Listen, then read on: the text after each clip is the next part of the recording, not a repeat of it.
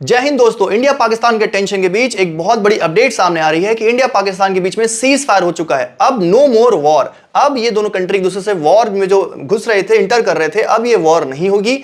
ये स्पष्ट हो चुका है, ये पूरा क्लियर हो चुका है। ये दोनों कंट्री एक दूसरे के बीच का जो टेंशन है, जो काफी हाई लेवल पे आज जा चुकी थी, उसे भी रिड्यूस करने को तैयार हो गए हैं। बाकायदा ये दोनों कंट्री, इंडिया और पाकिस्तान, एक दूसरे से वार्ता भी करने वाले हैं कल 12 बजे, यानी 12 मई को 12 बजे ये दोनों एक दूसरे से वार्ता भी स्टार्ट करेंगे। जो हमारे देश के director general of military operation है, वो पाकिस्तान के director general of military operation से बातें करेंगे कि सीज फायर किस तरह से आगे प्रोसीड करना है। चलिए इस न्यूज को आगे अच्छे से डिकोड करते हैं कि पाकिस्तान को अचानक से ऐसा क्या हो गया कि वो अचानक से सीज फायर के तैयार हो जाता है। बाकायदा उनके जो director general of military operation है, वो 3:35 पर भारत के director general of military operation को कॉल करते हैं और सीज फायर का प्रस्ताव रखते हैं। इस बीच में यह भी खबर आ रही है कि इस सीज फायर के बीच में सबसे बड़ा जो रोल है वो इनका है।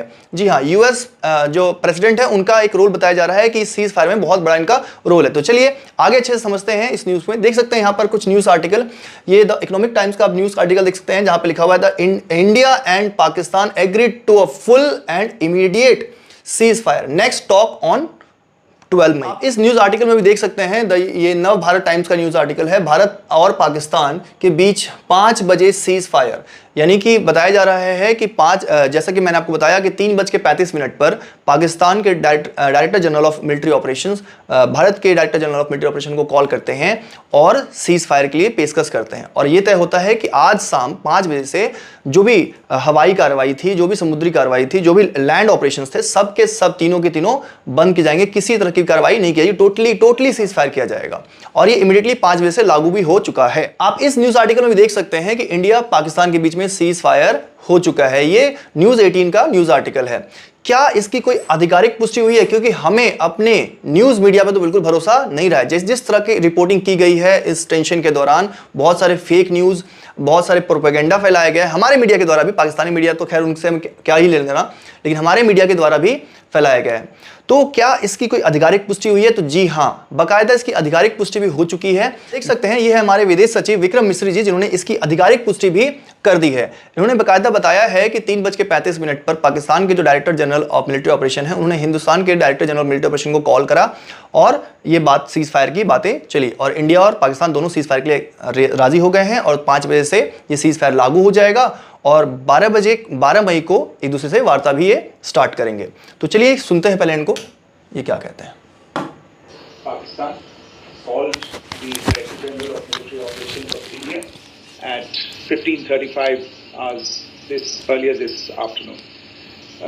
It was agreed between them that both sides would stop all firing and military action on land and in the air and sea with effect from 1700 hours Indian Standard Time today.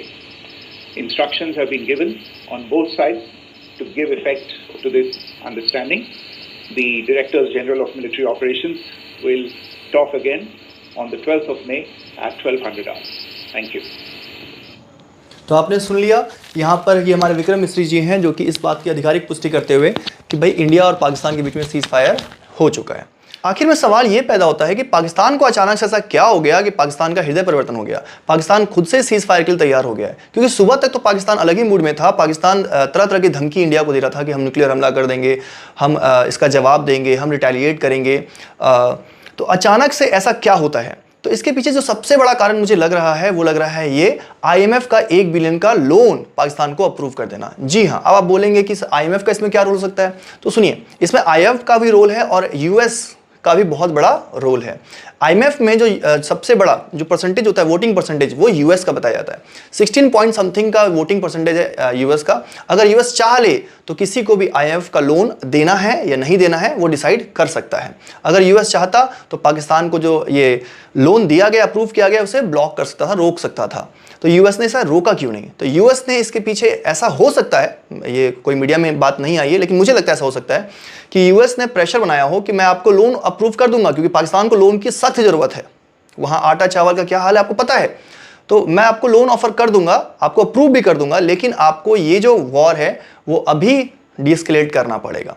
तो ये pressure Pakistan के ऊपर जरूर बनाया गया होगा, मुझे ऐसा लग रहा है, क्योंकि जैसे ही सुबह न्यूज़ आती है कि पाकिस्तान को $1 बिलियन का जो लोन है वो अप्रूव कर दिया गया है, और दोपहर तक में ये न्यूज़ आती है कि सीज फायर हो चुका है।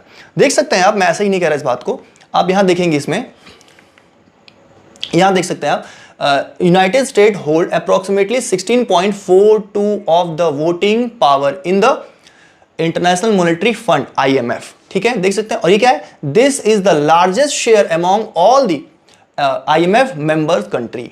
जितने भी मेंबर्स कंट्री IMF में, उसमें सबसे लार्जेस्ट शेयर यूएस का। यूएस चाह ले तो अकेले दम पर ब्लॉक कर सकता था, इस लोन को अप्रूव करने से रोक भी सकता था, लेकिन यूएस ने ऐसा होने दिया, क्योंकि इसके बदले में यूएस ने शर्तें जरूर रखी होंगी। और मैं आपको इसलिए कह रहा हूं कि IMF जो है ना, वो हमेशा शर्तें रखता है, जिस कंट्री को लोन देता है उसे बहुत सारी शर्तें रखता है, उसके पॉलिसीज चेंज करता है, सब्सिडी हटाने को कहता है, टैक्स जो है वो बढ़ाने को कहता है। ऐसा आप यहाँ पर भी देख सकते हैं, यहाँ पर कुछ शर्तें हैं जो IMF अक्सर कंट्री के साथ रखता है। अलग ये जरूरी नहीं कि यही शर्तें सिर्फ IMF रखे, IMF खुद से कुछ नई शर्तें भी इंट्रोड्यूस कर सकता है किसी कंट्री के साथ, जैसे पाकिस्तान केस में शायद किया गया हो कि ये जो वॉर में ये जा रहा है उसे जल्दी से जल्दी स्टॉप करें। और आखिर में मेरे पास पाकिस्तानियों के लिए एक सवाल है, जिसे मैं यहाँ पे छोड़ के जा रहा हूँ, मैं कुछ नहीं कहूँगा, आपकी जिम्मेदारी है कि इस चीज़ को आप पाकिस्तानियों तक पहुँचा दें। चलिए मिलते हैं अपने नेक्स्ट वीडियो में। जय हिंद, जय भारत। जैसी कुछ नई अपडेट आती है तो मैं आपके सामने हाजिर हो जाऊंगा।